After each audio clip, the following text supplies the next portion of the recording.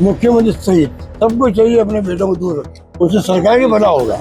बेटों को नजदीक लाओगे तो बेटा बिगड़ जाएगा।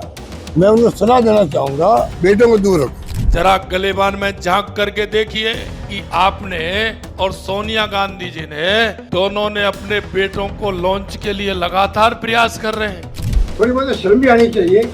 मैंने कहा बेटों को जो है आपको चाहिए उनको दूर रखें सरकार से, ये नहीं का राजनीति से दूर रखो। क्या क्या बोल देते हैं, शब्द चयन भी थोड़े बिगड़ने लग गए आजकल गहलोत साहब। बेटों को दूर रखो और खुद बेटे को आगे लाते जा रहे हैं। राजस्थान में परिवारवाद की नसीहत की चर्चाएं जोरों पर है। एक और पूर्व मुख्यमंत्री अशोक गहलोत और इस बार मुख्यमंत्री भजनलाल शर्मा के बीच की जंग कहीं ना कहीं राजस्थान की सियासत में एक नया मोड़ ले रही है। राजस्थान में सियासतदारों के बीच में अगर हम बात करें तो परिवारवाद या वंशवाद को लेकर लगातार कई चर्चाएं हुई है। अशोक गहलोत से लेकर वसुंधरा राजे और उसके बाद अब सचिन पायलट के बेटे का राजनीति में एक आधिकारिक तौर पर एंट्री करना कहीं ना कहीं सियासी बयानबाजों के बीच में एक नई चर्चा छिड़ गई है।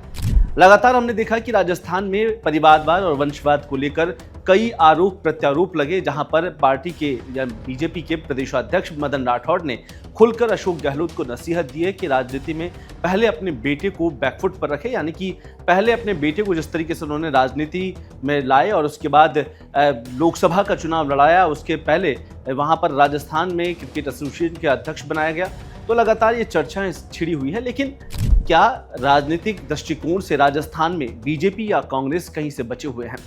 अगर हम नजर डालें तो राजस्थान में अशोक गहलोत के बाद नाम आता है तो वसुंधरा राजे का है, जिन्होंने अपने पुत्र यानी कि दुष्यंत सिंह को लेकर राजनीति में 3 बार टिकट दिलवाया और उसके बाद 3 बार सांसद चुने गए। राजनीति में एक नाम और है, वो है सचिन पायलट। हाल ही के दिनों में हमने देखा कि सचिन पायलट एक रैली करते हैं। इस रैली में पहली बार उनके बेटे को देखा गया। हालांकि अभी तक राजनीति में उनकी एंट्री का कोई आधिकारिक आंसर पार्टी की ओर से नहीं है, लेकिन एकाएक जब ये दौर देखने को मिला कि राजेश पायलट के बाद सचिन पायलट और उसके बाद में उनके बेटी का राजनीति में आना, कई सियासी मायनों में एक सवाल या निशान खड़ा होता है। लेकिन राजस्थान में भाजपा या कांग्रेस इससे भीतर अलग नहीं है, क्योंकि लगातार हम देखते आए हैं कि परिवारवाद को लेकर लगातार चर्चाएं हुई है। लेकिन एक और राज परिवारों की भी चर्चा होती है, जिसमें दिया कुमारी हो, लक्ष्यराज सिंह हो, तमाम जो बड़े नाम है वो सामने आते हैं। लेकिन क्या इसके पीछे की वजह यह है कि राजस्थान में पिछले कुछ दिनों के अंदर जो चर्चाएं छिड़ी है वो परिवारवाद या वंशवाद से अलग हो गई है। मुख्यमंत्री भजनलाल शर्मा को बार बार नसीहत दी गई, मंत्रियों को नसीहत दी गई, वो भी पूर्व मुख्यमंत्री अशोक गहलोत के दिए। और जब कहा गया कि मुख्यमंत्री हो या फिर मंत्री, उन्हें अपने बेटों को राजनीति से दूर रखना चाहिए, इस बयान को तोड़ मरोड़ कर भी पेश किया गया। एक बार कहा गया कि ये एक तरीके से राजनीति से दूर करने की बात कही गई है, दूसरी ओर कहा गया कि परिवारवाद के दौरान अपने बेटों को मुख्यमंत्री हो या फिर मंत्री हो, उसे जो अपने कामकाज है, अपने विभाग है, उनसे दूर रखा जाए। लेकिन क्या इसे इस बात से समझा जाए कि एक और राजस्थान में हाल ही फिलहाल में जब हम देख रहे हैं कि आरसीए में एक बड़ा बदलाव हुआ है, और वो बदलाव भी देखिए आप, भाजपा के जो विधायक है उनके पुत्र वहां पर एडहॉक कमेटी में शामिल हुए हैं। दूसरी ओर चिकित्सा मंत्री गजेंद्र सिंह खिमसर, उनके बेटे को भी इसमें शामिल किया गया, यानी धनंजय सिंह को इसमें शामिल किया है।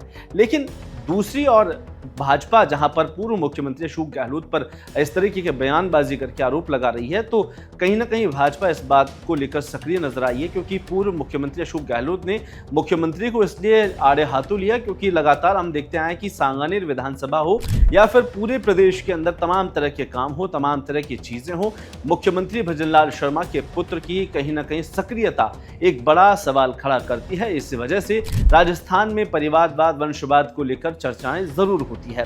दूसरी ओर मिर्धा परिवार हो या फिर जाट समुदाय के बड़े नामचीन लोग हो, तमाम विषयों पर चर्चाएं जरूर हुई है। लेकिन राजस्थान में इस तरीके की बातें और ये जो सुगबुगाहट वो नई नहीं है।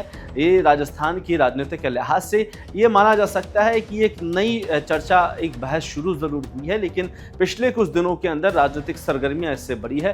हाल फिलहाल में पंचायत चुनाव होने थे, इस बीच में कई विधायक हो, कई प्रधान हो, कई सरपंच हो, वो भी अपने बेटों को राजनीति में लाने की जद्दोजहद में लगे हुए थे। लेकिन कयास ये थे कि ये मार्च के अंदर चुनाव होंगे, लेकिन वो मार्च के बाद अब सितंबर तक जब ओबीसी की रिपोर्ट आनी है तो सितंबर तक ये चुनाव खिंच चुके हैं। उसके बाद विधानसभा के जो चुनाव होंगे 2 साल बाद, तो कहीं ना कहीं ये तमाम विषयों को लेकर कहीं ना कहीं राजनीतिक जो चर्चाएं हैं वो जोर पकड़ रही है। लेकिन पिछले कुछ दिनों के अंदर जिस तरीके के परिवारवाद को लेकर चर्चा हुई है, एकाएक भाजपा और कांग्रेस बयानबाजी के दौर में फंसे हुए हैं। दूसरी ओर कहीं ना कहीं कांग्रेस अब इसे मुद्दा बनाने की कोशिश में जुट गई है, क्योंकि विधानसभा के चुनाव में अगर भारतीय जनता पार्टी के बेटों को इस तरह से तवज्जो दी जाएगी तो विपक्ष कहीं ना कहीं उन्हें घेरने के लिए खड़ा नजर आएगा। और यही वजह है कि पूर्व मुख्यमंत्री अशोक गहलोत एकाएक पिछले कुछ सालों में एक्टिव नजर आए हैं, चाहे से वो डर सचिन पायलट का रहा हो या फिर कांग्रेस के अंदर उनकी कम होती भूमिका या सक्रियता को लेकर है। एक और लगातार चर्चाएं जोर पकड़ रही है, तो क्या राजस्थान में भाजपा या कांग्रेस में परिवारवाद को खत्म किया जाएगा? क्या राजस्थान में जो परिवारवाद वंशवाद को लेकर राजनीतिक टिप्पणियां हैं वो खत्म होगी?